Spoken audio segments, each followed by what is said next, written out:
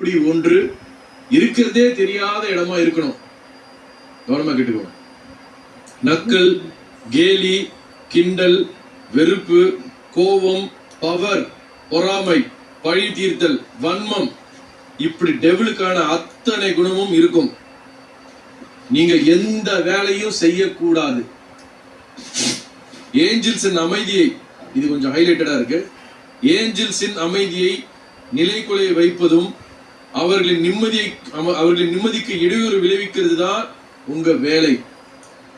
இதில் அவங்க பொறுமை இழந்தாலோ, கோபத்திற்கு ஆளானாலோ, அழுகையை வெளிப்படுத்தினாலோ அவங்க ஏஞ்சலிலிருந்து வெளியே வந்ததா அர்த்தம். ஒவ்வொரு ஏஞ்சலுக்கும் 3 ஹார்ட்ஸ் கொடுக்கப்பட்டுள்ளது. 3 ஹார்ட்ஸ் கொடுக்கப்பட்டுள்ளது. பாத்தீங்களா? அது நினைக்கிறேன் 3 ஹார்ட்ஸ் கொடுக்கப்பட்டுள்ளதுன்னு போட்டு